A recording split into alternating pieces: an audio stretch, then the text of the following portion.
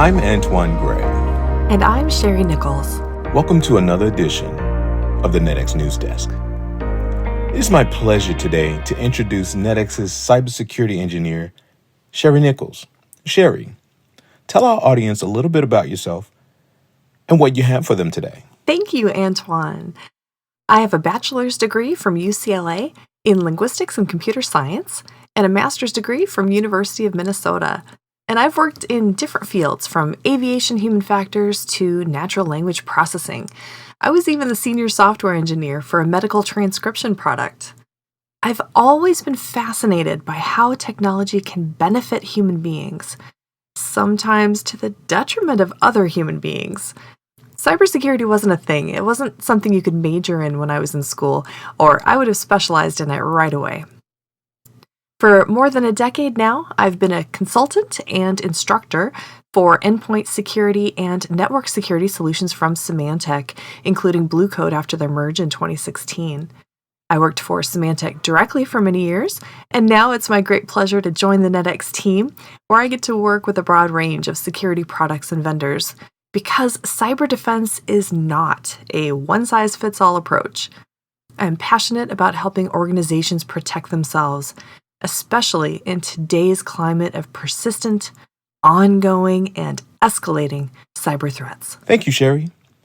And why should leaders pay attention to this topic?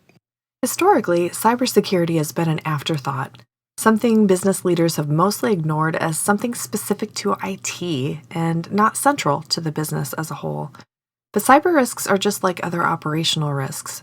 They can threaten your ability to operate, to access information. They can threaten your reputation, your customers' trust in you. They can threaten your bottom line and ultimately your organization's survival. There is some excellent guidance from CISA.gov, the Cybersecurity and Infrastructure Security Agency of the United States, which I'd like to focus on today regarding cyber essentials and the fact that managing cyber risk requires building a culture of cyber readiness. The most essential element of a culture of cyber readiness is yourself. As the leader, you need to drive cybersecurity strategy, investment, and culture. When you say the leaders start with self in driving a cybersecurity strategy, investment, and culture, what do you mean? As a leader, the most important thing you can do is approach cyber as a business risk. Then understanding that you can reduce your risk will drive cybersecurity to be an important part of your operational resilience strategy. This requires an investment of time as well as money. You have to ask yourself, how much of your operations are dependent on IT? Do you have access to timely cyber threat information that pertains to your industry or to someone in your supply chain? Maintaining awareness of the cyber threat landscape, even at a very high level, can help you understand that every organization is at risk, no matter what size or what sector you're in, and helps reinforce the importance of developing and maintaining a culture of cyber readiness. Excellent. Next, there's the staff, right? Tell us more. It's important for the whole organization to develop security awareness and vigilance. Do you encourage employees to make good choices online? How much do they know about risks like phishing and business email compromise? Do they maintain awareness of current events in the cyber threat landscape? You can encourage your IT staff especially to subscribe to CISA's mailing list and news feeds to receive notifications when CISA releases information about a security topic or new threat. Okay, so now we move on to the systems, right? It's very important to know what is on your network. Maintain inventories of hardware and software assets to know what is in play and what is at risk from attack. As we often say in IT, you can't patch it if you don't know it's there. Automatic updates can help greatly. Avoid manual patching processes wherever possible. Be sure and replace unsupported operating systems, applications, and hardware. What business leaders don't always realize is that unsupported means there are no more patches. You're stuck with whatever security holes are in those systems and applications. And believe me, Ways to exploit those security holes are well known to your adversary. Do you have any advice for organizations that are feeling overwhelmed by the patching processes or just getting started on a program of comprehensive mandatory patching? Yes, it's easy to feel overwhelmed when you've just received the results of a vulnerability scan or an audit for the first time, and it found hundreds or even thousands of vulnerabilities that need to be addressed. What you need to focus on first, as a very high priority, are the known exploited vulnerabilities. Those are security holes that cybercriminals are actively exploiting as we speak, and you need to close those gaps as quickly as possible to keep those criminals out of your network. Got it. So talk about the environment or surroundings. It's important to know who is on your network. Make sure only those who belong in your digital workplace have access to it. It's very important to implement multi-factor authentication. Do not rely on just a password, especially for administrative access. It's very important to implement the concept of least privilege. That means don't give every user access to every system, and don't give them every privilege by default.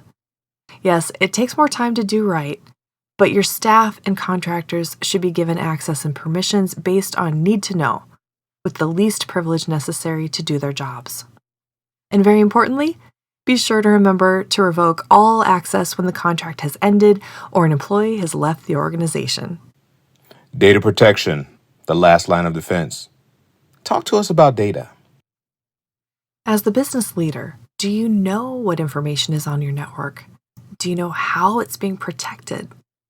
In terms of access, do you know who can read your critical data or modify it or grant other people access to it?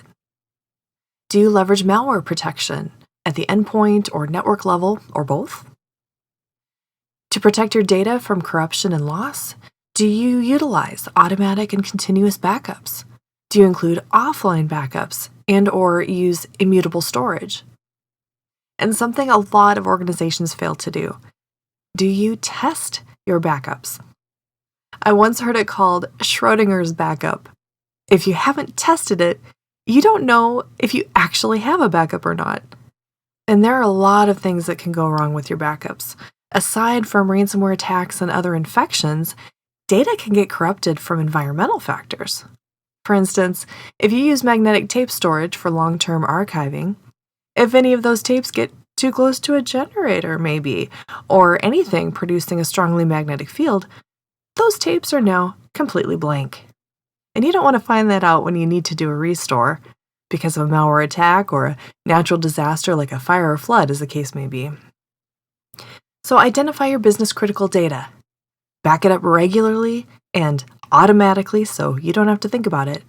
And test those backups regularly so you can identify any environmental or equipment problems before they turn all your backups into useless garbage when you really need them. And lastly, your crisis response.